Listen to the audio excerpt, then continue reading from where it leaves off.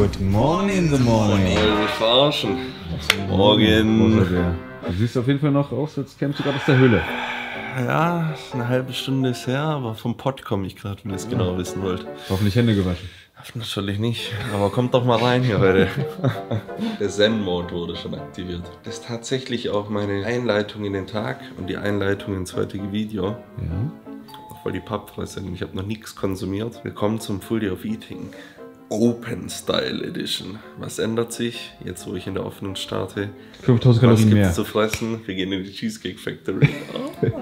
Und natürlich ist die Dame des Hauses auch schon erwacht. Denn ohne Alice würde ein Full Day of Eating nicht funktionieren. Die neueste Errungenschaft hier. Das Ding ist so genial, Alter. Okay. Da pinne ich mein Handy hier rein. Klatsche Hintergrund. Okay. Und dann lebt es. Das ist faszinierend. Ja, aber ich bin ja absoluter Technik-Noob und Technik-Noob war es auch gestern Abend, war ich live mit Markus. Habe ich gesehen. Hat die Technik nicht so ganz funktioniert. Aber mit technisch startet auch schon der Tag rein, denn wie gesagt, ich mache mir eigentlich immer chillige Mucke an und setze mich dann auch meistens schon hier rüber oder nach draußen, je nachdem wie das Wetter gerade ist, und genieße erstmal den good old fucking day und appreciate, wie der Amerikaner sagen würde, was so abgeht. Anschließend setze ich mich hin, messe hier meinen Blutdruck und meinen Blutzucker. Das habe ich jetzt schon gemacht, weil ich glaube, mit Kamera wäre mein Blutdruck ein bisschen hoch gewesen. Oder wenn ich wie die letzten Wochen ungefähr 8 LOL-Games hintereinander verloren habe und wieder zurück in der Richtung Eisen mich befinde. Das ist auf jeden Fall sehr deprimierend, aber umso besser ist die Form. Liegt es denn an dir oder an deinen Mates? Ja, es liegt schon an mir, Alter. Das kann ich alles auf die Mates schieben. Aber so sah das heute Morgen aus hier. 119, 67, 65er Puls. Das sind doch eigentlich Vorzeigewerte. Das sind gute Vitalwerte. Vorzeige Dame. Oh, Chefin. Schatzi, seit wann sahst du morgens um 7 mal so gut aus? Ja, das fühlt sich ganz so gefällt. Also ich mach die Cam an, voll verklatscht. Alice ist schon um 6 Uhr aufgewacht. Nein, um 5, guck mal. Ich hab extra geduldet. Alter, wenn ihr riechen könntet. Oh. Das fühlt sich so fake an, was ich hier mache. Aber es ist nicht fake, es ist die bittere Realität. So muss ich hier leben. Aber die Küche ist Aufgabe der Chefin. Off-Season bin ich schon einer, der gern mal kocht. Ich koche auch dann mal gern was für dich, das weißt du ja. Aber in der Vorbereitung nimmt Alicia dann die Ruder in die Hand und steuert in Richtung Ziel. Und gerade jetzt, 2 Wochen vorher, bin ich da echt dankbar dafür. Ich sag's euch, wenn es da jemand gibt, der das Ganze abnehmen kann, dann macht das schon viel aus. Und arg viel Zeit verschwendet das gar nicht, aber das wird, glaube ich, Alicia euch erklären können. Denn das ist nicht mein Gebiet. Mein Gebiet ist das Fitnessstudio. Und da mache ich mich jetzt auf den Weg, denn ich muss Stefan ein Update schicken, ich muss posen, ich mache da meine Morgenroutine und so teilen wir das immer auf. Alicia macht die Meals so lang ready und ja, dann kommen wir zum gemeinsamen Frühstück wieder zusammen. Davor gibt es aber, wie auch anders, Breakfast of the Champions, 40 Pillen gefühlt für die Gesundheit. Fühle mich schon wie ein Opa, aber ich frage mich manchmal auch, Digga, bringt die ganze Scheiße eigentlich was? Also Ja, so, was sind denn das für Pillen, Mann? ja, so, was haben wir drin? Kurkumin, Astragalus, ja. Ich würde aber auch nicht zu viel auf Supplements eingehen, sage ich dir ganz ehrlich. Ihr wisst, ESN ist mein Sponsor, Polaco ist der Code, könnt ihr mich supporten, aber ich habe da keinen Bock drauf, jetzt heute wie in jedem Full Day of Eating einzeln drauf einzugehen. Die Leute wissen, was ich konsumiere, wenn ich meine Insta-Stories mache und da mitnehme. Hier gibt es jetzt ein Meta und Taurin. Taurin ist ganz geile Aminosäure und das gibt es nüchtern, nachdem ich einen halben Liter Wasser getrunken habe. Black Forest Wasser ist geschmacklich voll geil, Alter. Das ist das beste Wasser. Ja. Ich habe gestern Abend im Bett tatsächlich auf Insta 1, 2 Swipes gemacht. Ja, das habe ich mir von dir abgeguckt, Renate. Nachts um 3 TikTok Dopamin Overdose. Was hast du gemacht vor kurzem? Ja. Ja, griechischer Musik. Ja und? Ich versuche ein paar Taktiken aus. Ihr wisst doch. War das ein Stimmungsaufheller, die griechische Musik, oder als was hast du gedacht?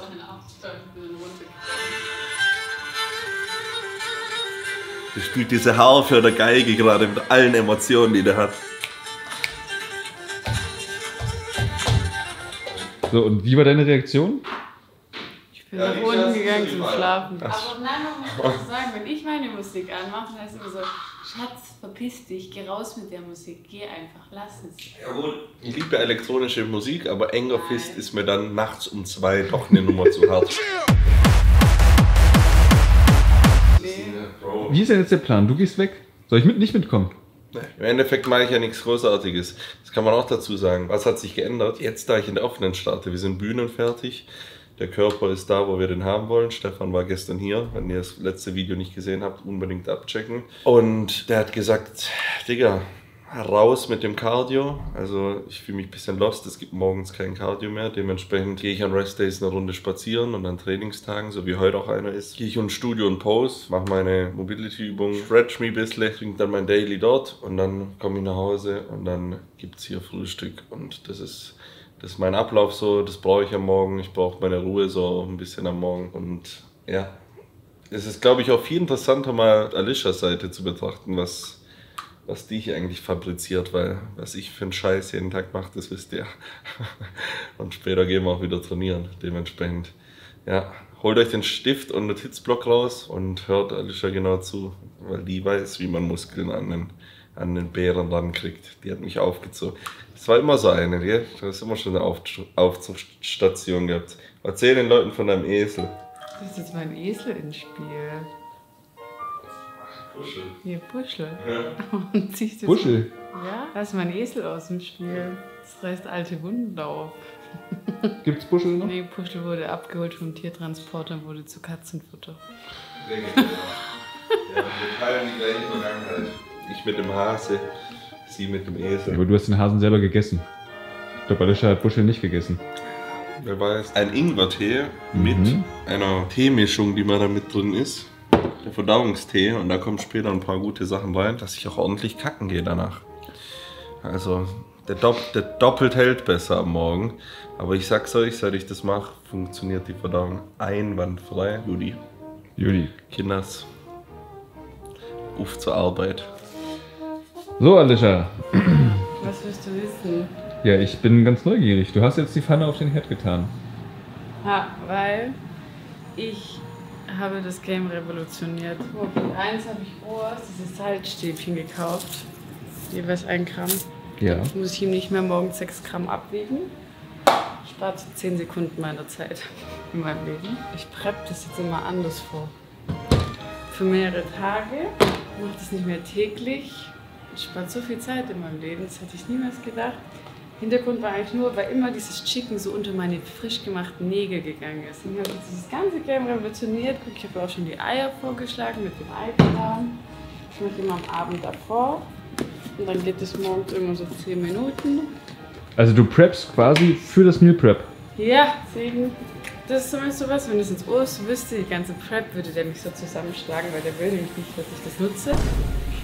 Aber es ist eine neue WMF-Pfanne, deswegen nutze ich das immer. Wenn das rauskommt, bin ich tot. Der weiß es bis heute nicht. Der weiß es echt nicht. Das weiß zum Beispiel auch tot. Eigentlich 10 Eiklar, 2 Eier. Aber es gibt ja SML-Eier. Ne? Ich nehme ja immer so die L-Eier, aber ich glaube, das sollten M-Eier sein. Deswegen so Pi mal Daumen. Sind wir da auch nicht so ganz im Range. Aber der macht jetzt offene, deswegen dachte ich mir, egal. So, dann lassen wir es da so stehen. Aktuell gibt es halt immer Zucchini, ne? Seitdem es mit der offenen weiß, finde ich das schon nicht mehr so, muss ich schon sagen. Aber sonst ja doch aufs Gramm genau. Ich habe ihm das netterweise aus Dubai mitgebracht. Das ist so ein Salt-Free Gewürz. Das gibt es in Deutschland kaum. Gibt es eigentlich immer nur in Amerika. Habe ich mir extra besorgt.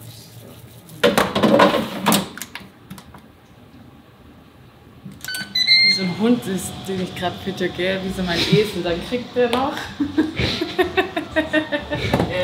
450 Gramm Huhn. In der Tube sind alles so eine Menge für 3 Tage, damit er sich auch selbst versorgen kann, wenn ich nicht selber da bin.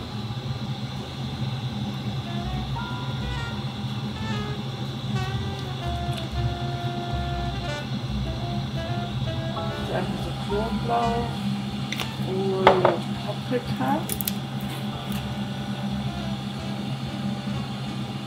Und Salz macht er sich ja nachher selber drauf. Also ich mache das ja schon seit 6 Jahren, nutze ich den Airfryer und vor kurzem wurde ich dann angekackt, warum ich dann eigentlich immer den Airfryer nutze, um das Chicken zu machen. Okay, Bro, seit 6 Jahren mache ich das, aber ist okay, dass es dir nach 6 Jahren mal auffällt. So. Früher haben wir immer die Teilung gemacht, der macht sein Frühstück selber, aber das macht er jetzt auch nicht mehr selber. Warum?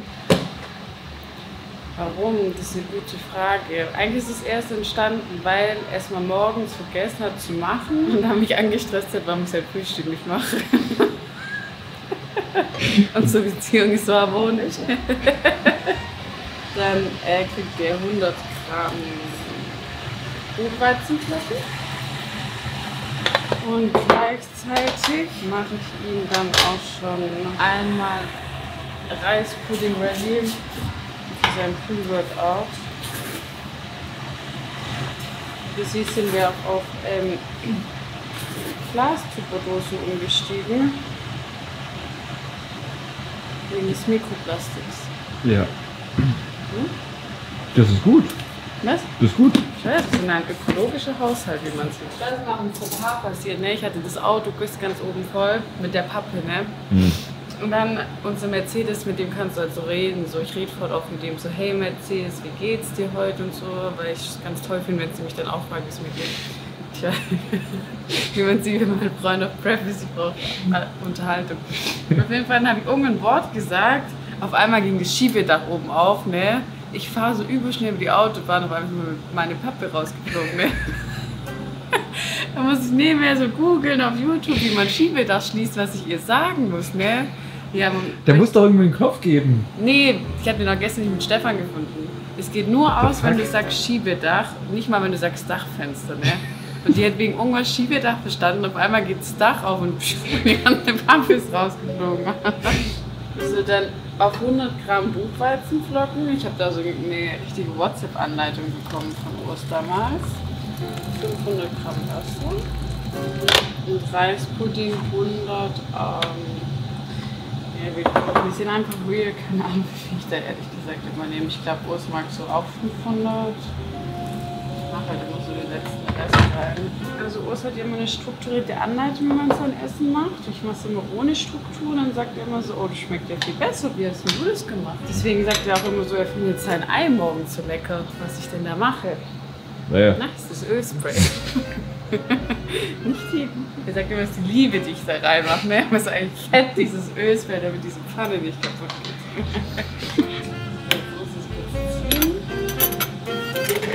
Was ich nicht verstehe, der hat 3-mal das gleiche Mehl und ist 2 davon immer zusammen. Aber es muss in 3 Tupperdosen sein. So steht mal die Logik. Ne? Ich denke mir so, okay, aufgrund des Spülverbrauchs, dann machen wir 2 Mehl in eine Tupper und 1 Mehl noch in eine, weil da isst ja eh die 2 Milch zusammen. Jedes Mal kommt so am nächsten Tag, hey, ich habe dir schon immer gesagt, machst in 3 Tuppern rein und jeden Abend macht er aber 2 Tuppern in eine. Und ich denke mir so, warum? Weißt du, warum kackt der mich an, wenn er die Dinge anders sieht im Leben als ich? Weißt du? Warum, Markus, warum? Ich weiß nicht, ist vielleicht irgendwie so ein Tick, dass er das Gefühl haben will, er will sehen, dass das wirklich 2 Meals sind.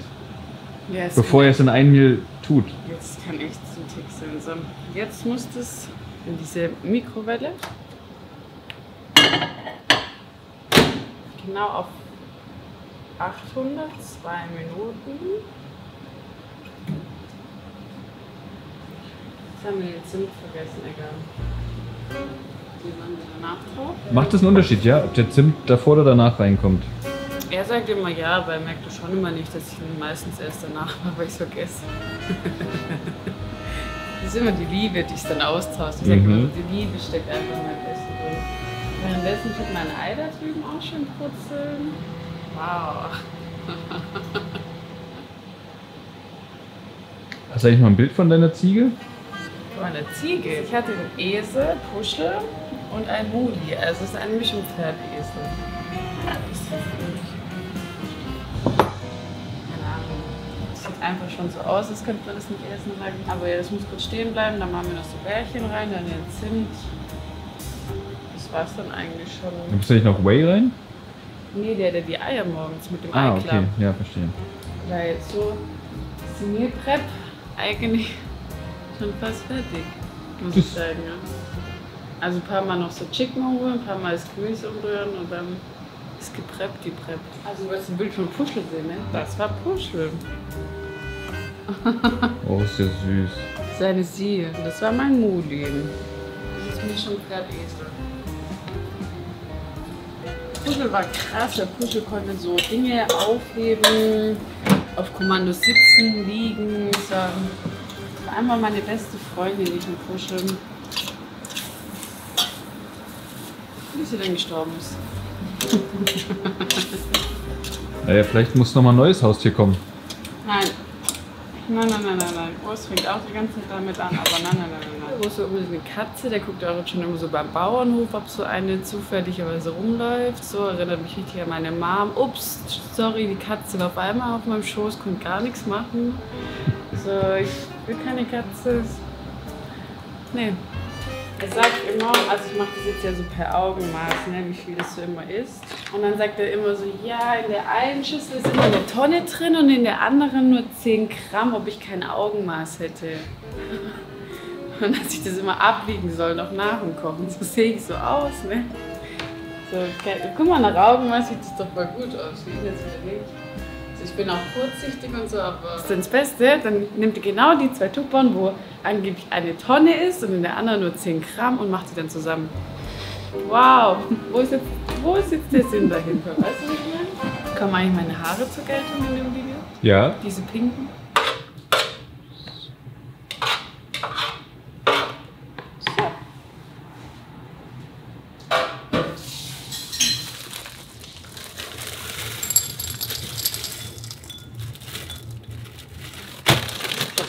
Die Kamera macht das jetzt so pragmatisch, das ist mir so egal. Spaß. Ja, genau. Das ist einfach nur so eine Matschekrampe, das ist ein Keksteig. Bist du eigentlich auch noch ein More Girl?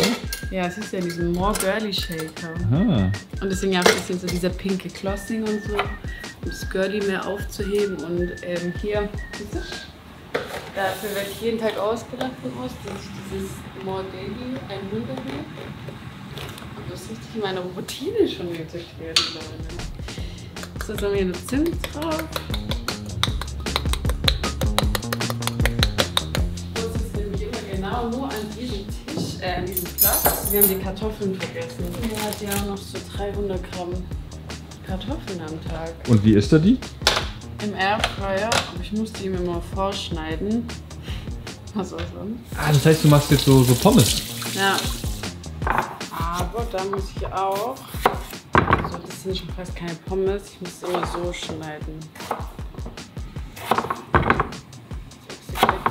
Das muss so ganz hauch. Das ist schon zu dick. Das wird schon zu dick. Also wirklich hauchdünne Stückchen müssen es sein. Ja, dann hat das Auge ja mehr quasi.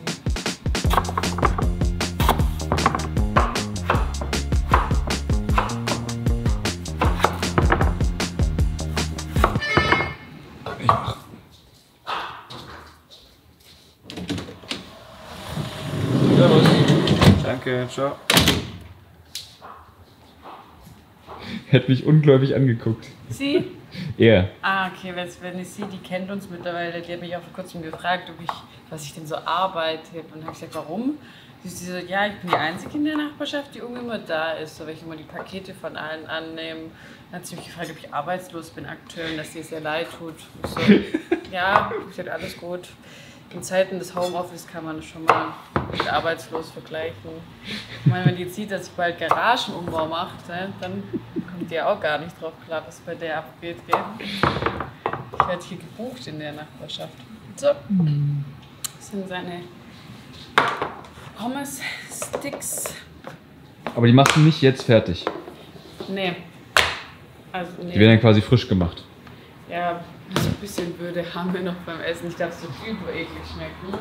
Aber das Ei ist jetzt tatsächlich fertig. Ja, wenn das Ei nämlich so noch so glitschig ist und so, das mag der auch immer nicht so, aber das, guck, aufgrund dieses Ölspray-Konsums ist es halt perfekt geworden, muss man halt schon sagen. So.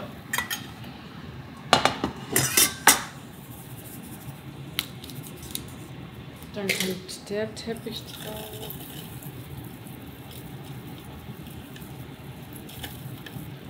Pfeffer drauf.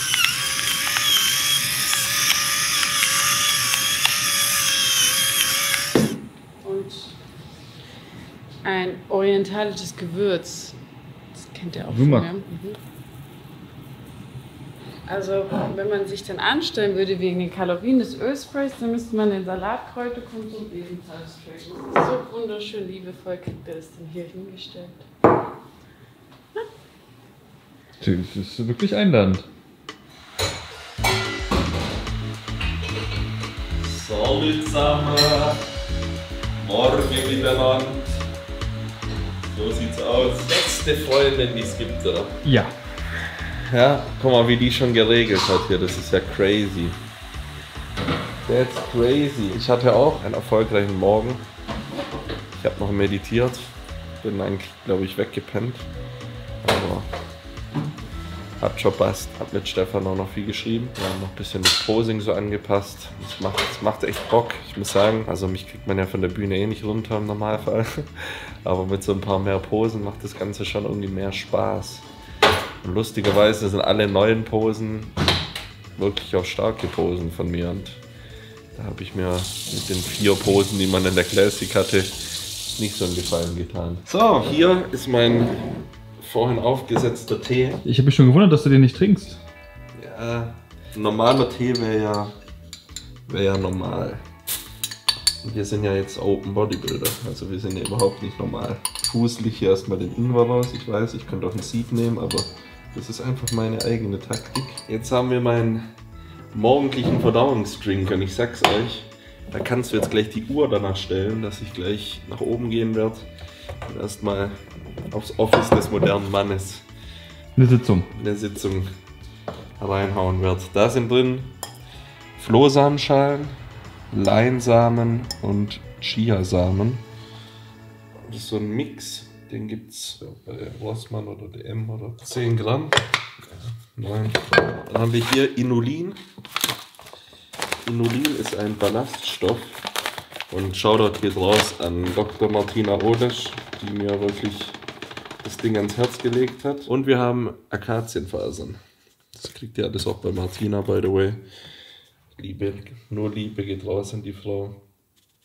Die weiß gesundheitlich wirklich, was abgeht. Also wir haben hier im Optimalfall dann am Ende 5 Gramm Inulin. Also arbeitet euch da stückweise hoch. Ich sag's euch, macht auch nicht den Fehler und ballert euch, wenn First Time 10 Gramm Flohsamenschalen. Ich sag's euch. Kann ja auch den umgekehrten Effekt dann haben. Ja, genau. Dann könnt ihr SIBO oder sonst was bekommen. Leaky Gut. Dementsprechend ja, langsam rangewöhnen. Sogar mit so einem On-Off-Schema arbeiten. So einen Tag nehmen, dann einen Tag nicht. Dann 2 Tage nehmen, 2 Tage nicht, 3 Tage nehmen, 3 Tage nicht und dann so dran gewöhnen. Und ich habe ein guter Brottrunk für eine gute Gesundheit. Nicht pasteurisiert, ganz wichtig, denn wir wollen was Fermentiertes haben, nicht behandelt, dass da wirklich die lebenden Bakterien noch drin sind. Und dann mache ich hier einen Schwenker Brottrunk rein, das reicht im Normalfall schon. Wichtig, das Ganze danach wieder in den Kühlschrank stellen, sonst gehen auch die Bakterien verloren. Und dann kommt hier noch Aloe Vera Juice rein. Hier so ein Cup voll. Dann habt ihr einen Verdauungsdrink, der seinesgleichen sucht. Das Ganze vermischen wir gut. Und wichtig auch, den Fehler habe ich zwar selbst gemacht, aber ich wurde eines Besseren belehrt, auch wieder von Martina. Die Flohsamen, klar sind die geil, wenn man denen die Haferflocken reinballert und dann so ein Mehrvolumen an Essen hat. Aber den positiven Effekt für den Darm von den ganzen Dingern habt ihr nur, wenn ihr das Ganze trinkt und es dann in eurem Darm aufquillt sozusagen, weil es quellt dann richtig auf, das zieht Wasser und dann, ihr wisst schon, was passiert. Schwarzkümmelöl, kalt gepresst, auch ganz wichtig. Probiere ich jetzt länger aus und ist, also selbst wenn es nur Placebo ist, ein Teelöffel am Morgen gibt mir einfach ein gutes Gefühl, weiß ich nicht. Sie mit den Gesundheitssupplements, ob es am Ende was bringt oder nicht, das weiß man nie. Aber ich fühle mich gut und wenn man sich gut mit irgendwas fühlt, selbes gilt für Eisbäder und so, auch wenn man da irgendwie keinen Regenerationsbenefit für Muskelaufbau hat und ihr das aber einfach fühlt und Bock drauf habt, dann macht das Ganze. So, das kippe ich runter und dann hau ich ab.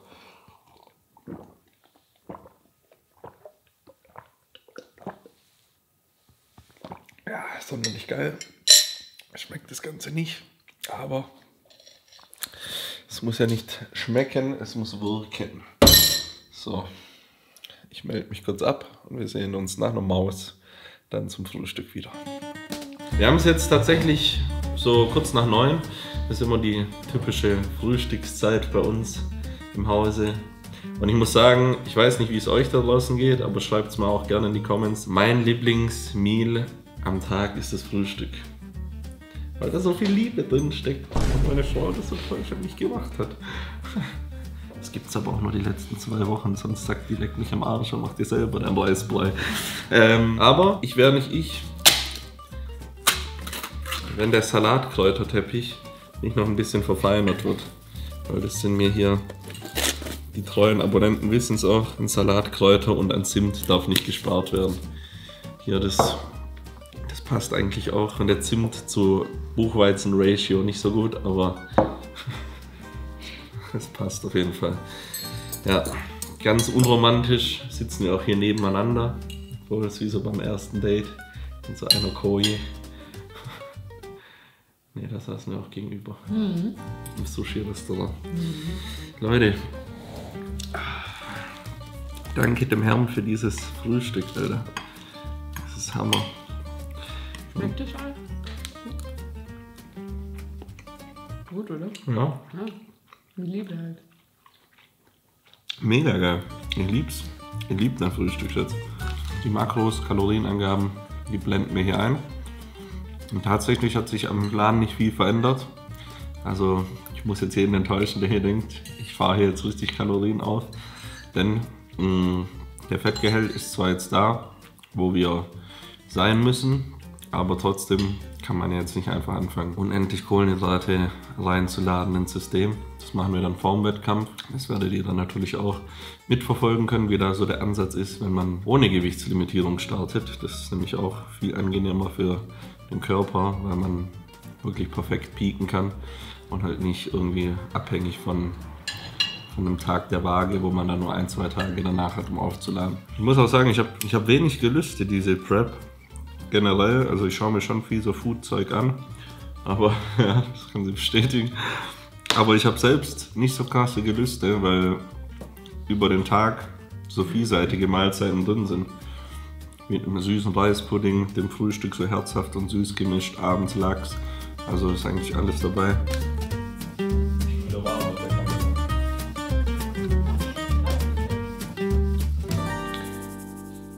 Siehe da. Ein Überbleibsel von Alice. Die ist jetzt los. Wir haben jetzt Bärenhöhle für uns. Das heißt, erste Amtshandlung, erstmal Rollläden drunter. Ja, man sieht's. Jay Cutler in die Glotze. Und ab auf die Couch. Dennis, sein Pre-Workout-Meal steht hier, aber der lässt noch auf sich warten. Der gute Herr. Ich habe jetzt keine Lust mehr zu warten. Auf Alicia warte ich beim Frühstück. Aber unter Boys wird nicht gewartet. Ich habe tatsächlich einen kleinen Powernap gemacht, kennt ihr das? Wenn ihr so die Augen zumacht und dann einfach 2048 aufwacht. Genau, das ist mir passiert. Also ich bin dann nach dem Frühstück hoch ins Bett und habe eine gute Stunde, ein bisschen länger geschlafen. Was sehr gut ist, 2 Wochen vor dem Wettkampf noch ein Mittagsschläfchen zu machen. Die nehme ich gern. und nehme ich auch zu Genüge, aber energetisch ist trotzdem, ja, trotz Wechsel in die Open jetzt nicht so, dass man voll Power am Start ist. Ist ja auch normal. Der Körperfett ist ja stark reduziert und dementsprechend gucken wir, dass wir jetzt die Kanonen laden fürs Training. Eine Sache ändert sich nie. Das ist der Pre- und Post-Workout Meal Rice Pudding. Die Menge hat sich heute ein bisschen geändert. Ich habe Stefan, wie gesagt, morgens wieder ein Update geschickt. Und der hat gesagt, Pre und Post, also rund ums Training, davor und danach. Für alle, die sich fragen, was das eigentlich immer heißt, gibt es ein bisschen mehr, 30 Gramm mehr Reispudding und eine Banane dazu. Also keine Beeren, sondern die Banane. Das mische ich mir wieder zusammen, mache mir den legendären Kuchen und dann sollten wir gestärkt ins Training reinstarten können. Ich muss sagen, Training macht aktuell, seit die Entscheidung getroffen ist, einfach wieder unfassbar viel Spaß, weil man jetzt, so dass wir mal nachvollziehen können, ich kann jetzt einfach meinen Körper kreieren und aufbauen, wie ich das möchte. Und das ist ein wahnsinnig geiles Gefühl. Hatte ich eigentlich nur bis meiner Profikarriere dann so, weil dann kam ja irgendwann das Limit ins Spiel. Und früher als Jungspund mit 16, 17 ist eigentlich die oberste Priorität, dass du Gains machst und dich verbesserst und besser wirst. Und jetzt jeden Tag aufzuwachen und sich zu denken, it's another day to win, also ein anderer oder neuer Tag, den ich gewinnen möchte und besser werden möchte, das treibt einen an, by the way, in allen Lebenslagen. Und der Spritzer Sprudel, den darf man nicht vergessen.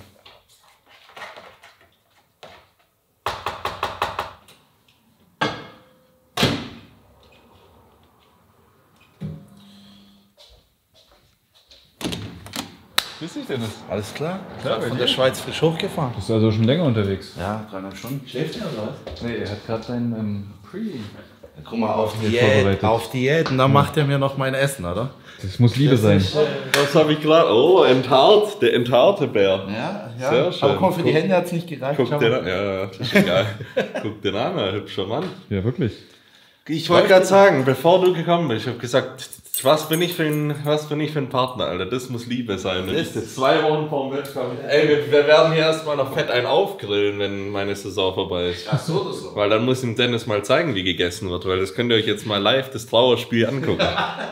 Aber hast du mit wenig Wasser gemacht? Oh, leider hat Alice aufgesetzt. Ich hab da gerne. Das wird jetzt wieder ein Kampf wie Fei. Oh, das wird wieder nicht einfach. Weil Dennis sein Reispudding-Verhältnis ist 1:2 und meins ist 1:4. Also 100 Gramm Reispudding, 400 Wasser und bei ihm 200. Also der kann dann auch draußen die Fugen noch verputzen. Und den Anblick habe ich auch gern so. Auch voll romantisch. Bro, ich muss eine Lanze brechen.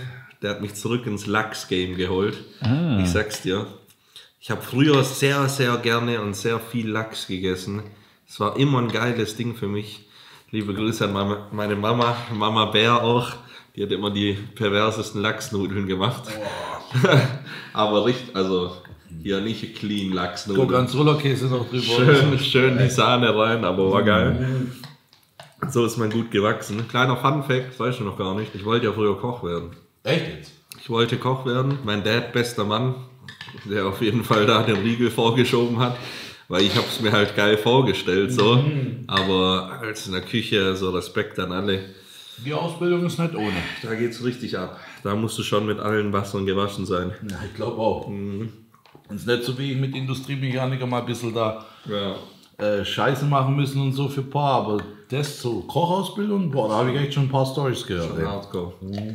Deswegen, das lassen wir sein. Jetzt sind wir Bodybuilder geworden. Aber hat ja auch was mit Kochen und Ernährung zu tun. Deswegen mache ich das schon gern. Ich bin mal gespannt, jetzt wo es ja bekannt geworden ist, dass er in die Offene geht. Jetzt kann er ja richtig fressen in der Offseason, ohne Gedanken. Ich bin mal gespannt, ob der noch seinen riesen Hunger behalten wird in der Offseason.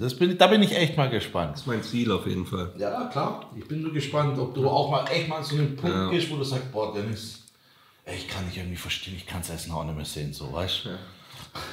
So war bis jetzt noch nicht der Fall, 27 Jahren, aber wir hoffen mal drauf.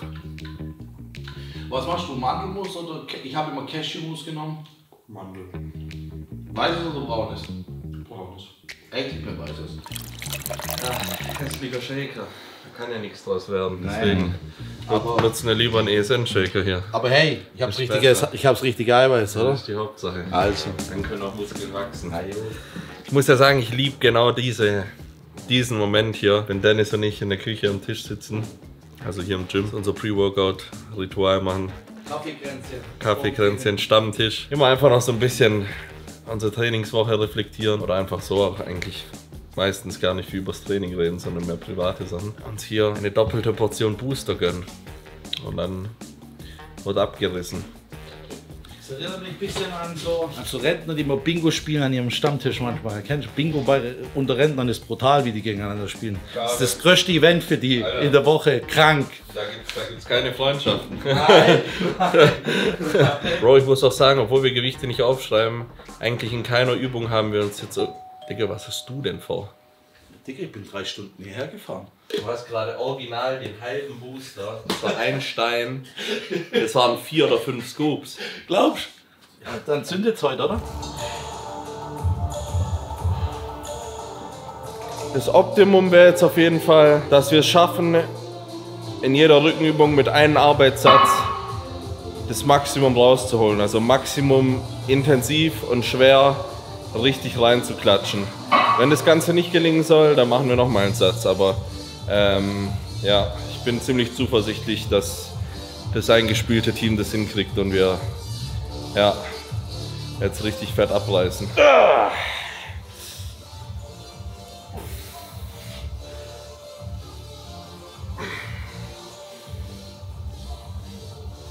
Gut, gute Raps. Richtig gut, ja. Jawohl, komm. Sehr schön. Jawohl, komm.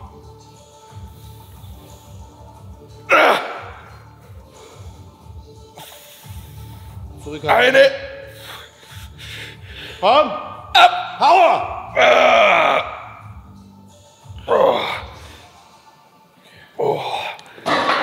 Wie geil das so. Guter Satz. Voll geil. Yes! Jetzt haben wir zurück, Mann. Komm, nicht schlampig trainieren. Auf, Schulter bleibt unten. Lass den Latt vorziehen. Die Hand nach vorne. Genau. Komm. Richtig. Auf. Weiter.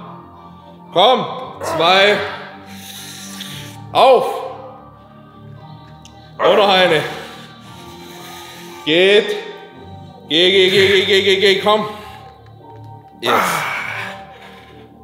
Sehr gut. Überwischt und sogar stärker wie letzte Woche. Ja, ich wollte gerade sagen. Es werden die einzigsten 2 Wochen, wo der Dennis stärker ist als ich. Oh! Ja, ey, niemals, da gebe ich euch damit dürfen wir nicht anfangen.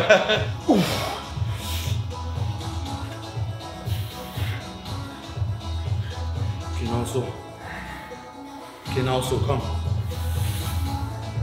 hier. Schön, komm, weiter. Komm, weiter. Alleine, komm, gut. Alleine, komm. Power! Ja. Komm, bin dabei. Auf. Anstrengen, komm. Okay. Geil. Oh. Mein Handy, ich kann die Scheiße nicht mehr hören. Auf. Jawohl. Geht. Komm. Yes. Sehr schön. Komm. Hier loslassen. Ja, genau. Ja, Mann, der war perfekt. Auf. Komm, ich bin da. Ja, sehr gut. Sehr gut. Die letzten 2 waren, normal ist rechts noch schlechter, aber. Gell? Ja. Normal, ja. Das ist ja auch das Geile, wenn man immer die gleichen Übungen macht, mal, also eine Weile am Stück, weil da wird man auch besser darin. muss ja eins sagen, egal ob Diät oder nicht, Urs merkt sich überall, welche Gewichte drauf sind. Ich vergesse die direkt nach dem Training, direkt. Ich sage, was haben wir da letzte Woche drauf gehabt? Dennis macht jede Woche weniger. Der macht keine Progression, Digression. Nee, aber ich muss sagen, so ein innerlicher Autist in mir, Alter, der, ich weiß nicht. Aber ich denke, es ist schon gut, weil so ungefähr sollte man es wissen und dann je nachdem. Aber ich gehe dann auch immer noch nach Gefühl und sage, ey, heute habe ich irgendwie so das Gefühl. Alter. Hauptsache man zerfetzt sich und zerwichst sich im Training.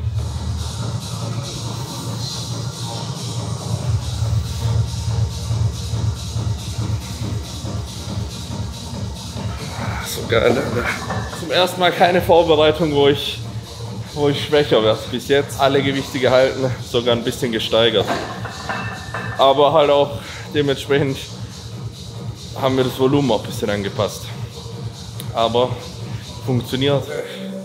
Ja, okay.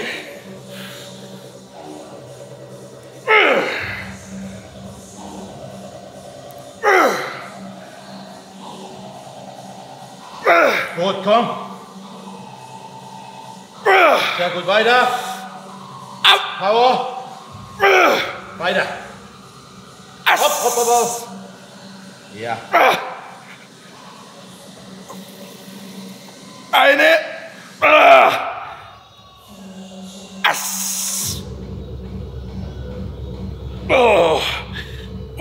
Junge. Boah. Eins. Auf. Machen wir jetzt. 2. Ja. 3. Auf. Jawohl, nicht eindrehen. Komm. Weiter. Jawohl. Sehr gut. Komm. Auf. Ja. 2. Komm. Eine. Auf. Komm, verdammt. Schub.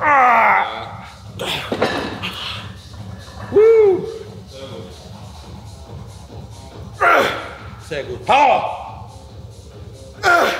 Gut. Sehr schön. 2. Ja. Komm. Power. Ja.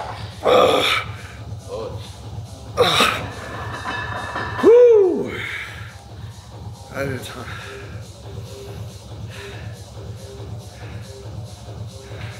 Da geht was. 1, 2. Ja, genau. Sehr gut. Komm, Schulter runter. Zieh in die Hosentasche, die Scheiße. Jawohl. Explosiv raus. Kontrolliert runter. Komm, der Latt muss wachsen. Auf jetzt, Dennis. Komm. Weiter. Komm. 3. Auf. 2 noch. Komm. Komm jetzt. Letzte. Auf. Komm. Nicht so schnauzen. Ganz vor die Dehnung noch mitnehmen.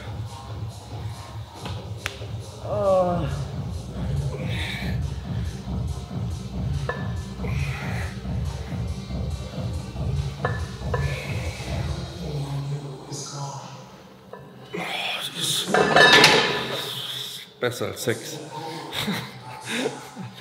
So geil, die Scheißmaschine. Und eigentlich braucht man nur die. Weil so wie wir die machen, kannst du oben ziehen, wie jetzt, eher oberen Rücken. Du fandest die oben besser, gell? Ein bisschen mehr, oder? So nach Nee, oben ziehen. ich finde beide genau gleich geil. Ich habe die einmal irgendwo in den USA 2021 gemacht. Und seitdem liebe ich das Ding. Oder? Auf. Ja! Komm. Geil. Jawohl. Ja. Weiter. Geht. Komm. Auf, Dennis. Komm. Zug. Weiter. Weiter. Ich bin da. Auf. Eine.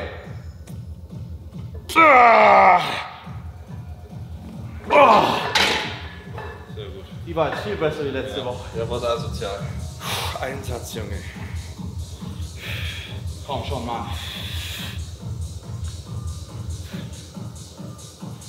Komm schon. Konzentrieren, Digga.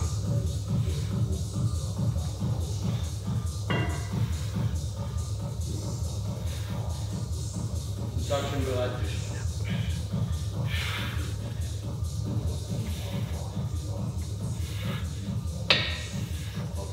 Okay, Mann. Komm jetzt. Ich brauch dich. 1, 2, ja! Okay.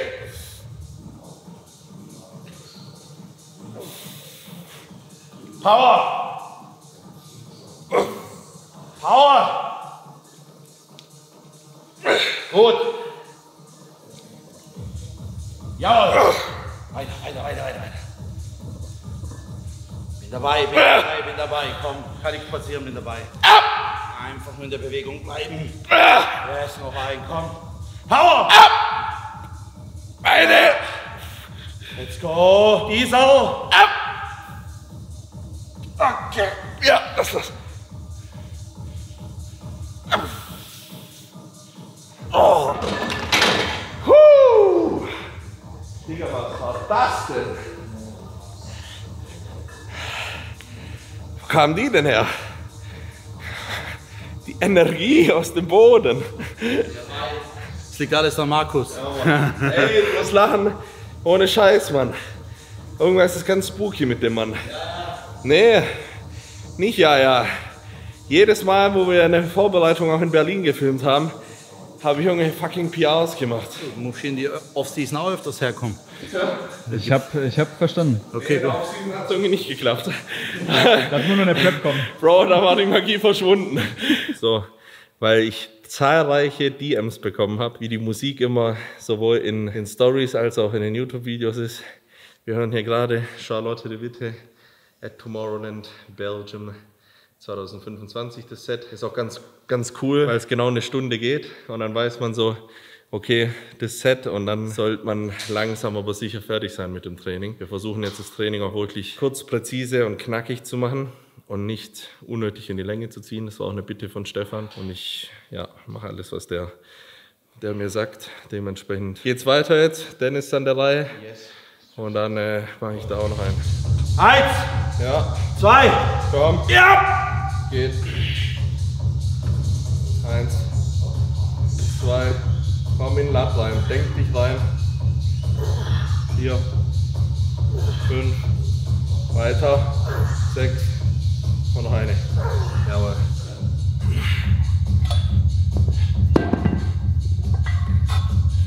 Ja. 1, 2, 3, komm! 4, 5, 6 und 7. Ah!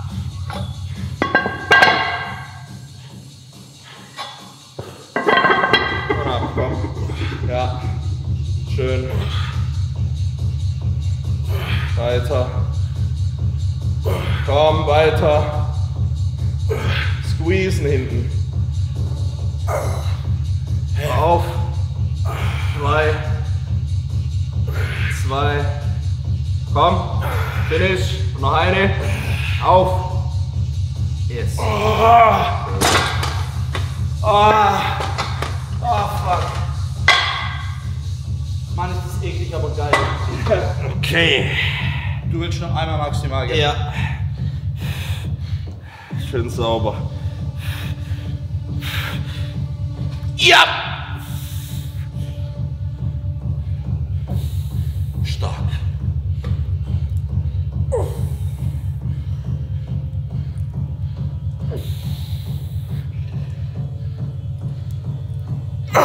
Jawohl, bin dabei, komm.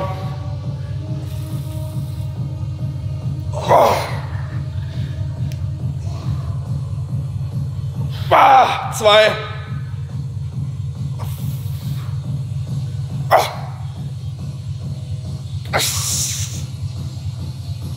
Ja.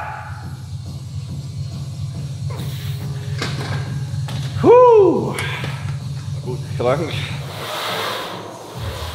Aber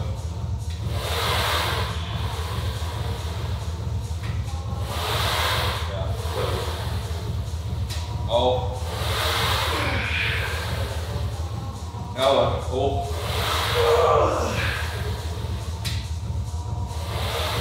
Ja. Komm.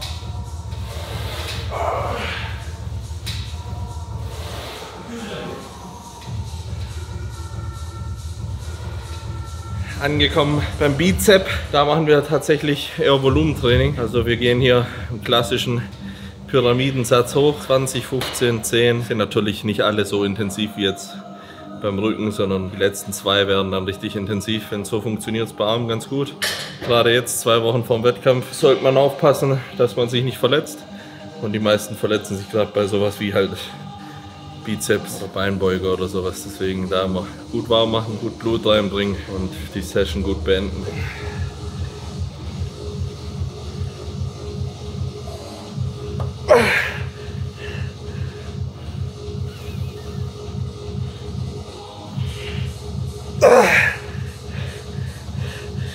Ja. Okay.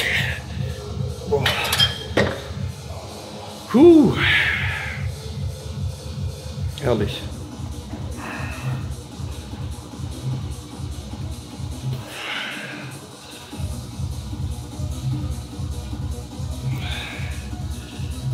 Gut, komm.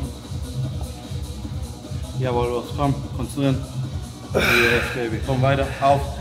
Komm, Power. Okay. Ja. Gut, komm.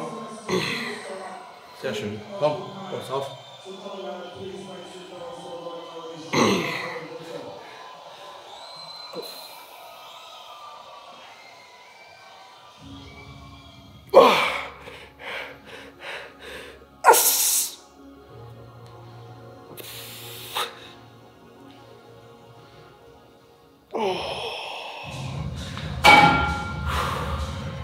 Ist alles mental in dem Sport.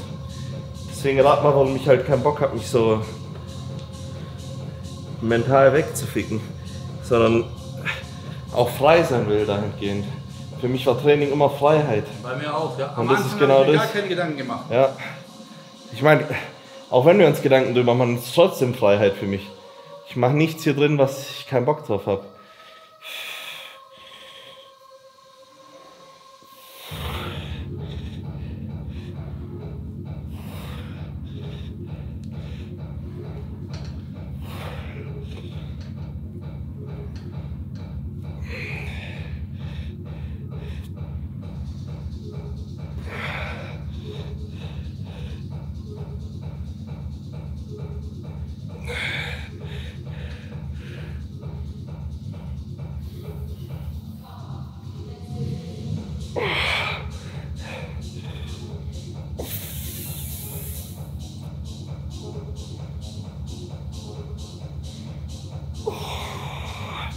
Okay, mir reicht ja. Das war's. Ich habe gerade während dem Satz gemerkt, der geht so gut rein und der passt, dass wir hiermit entschlossen haben, wir sind durch für heute.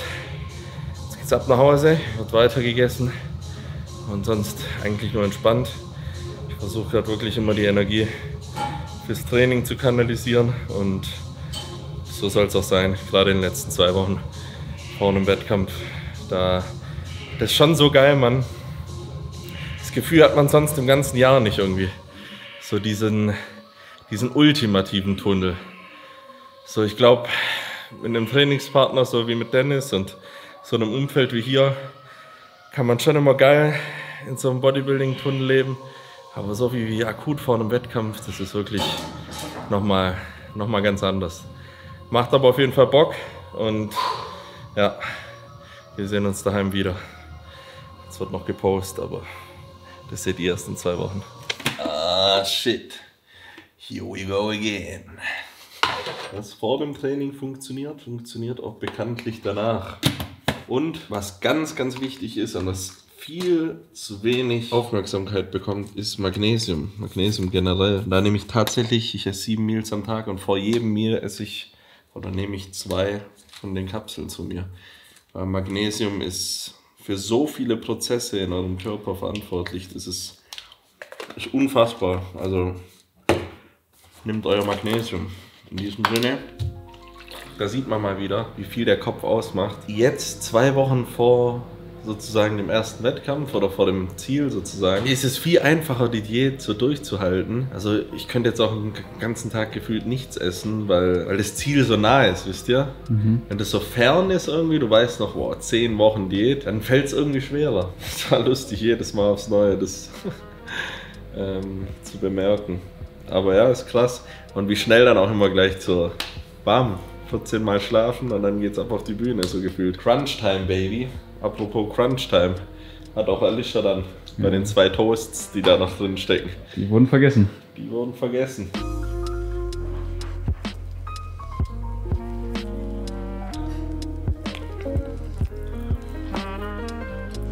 Wir haben das Meal verhaftet und mich fährt es gerade richtig runter, muss ich sagen. Also die Couch, die lacht schon wieder. Ich will euch aber heute nicht mehr zu arg langweilen, denn langweilig werden die nächsten 3 Meals auf jeden Fall. Da haben wir 3-mal Chicken. Das sind jeweils 150 Gramm Huhn, 100 Gramm Gemüse, also insgesamt, wer richtig rechnen kann, 450 Gramm Huhn. Mehr esse ich tatsächlich auch gar nicht, weil man ja immer denkt, 2 Kilo Fleisch oder so. Und zu dem einen Meal hier, also zum nächsten, kommen dann noch 300 Gramm Potatoes dazu. Auf jeden Fall ein Tipp für alle, die Diät machen und ein bisschen mehr zu essen haben wollen. Ihr tut euren Reis mit Kartoffeln ersetzen. Das ist immer so 1:4. Also wenn du 100 Gramm Reis im Plan hast oder essen willst, dann kannst du 400 oder sogar fast 450 Gramm Kartoffeln essen. Das ist schon eine Menge mehr.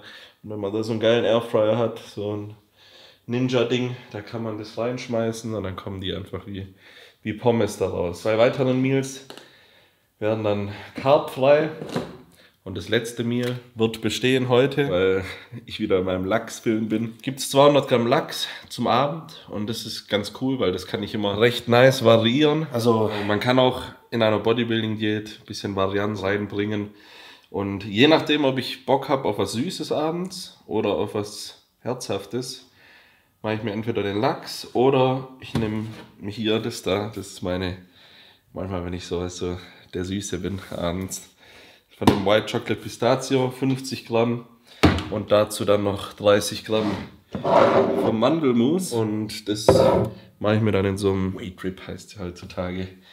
Ich nenne es immer den Pudding mit Mandelmus. Das gibt dann mein letztes Meal. Und da ist es wichtig, dass man mit den Fetten ein bisschen höher geht.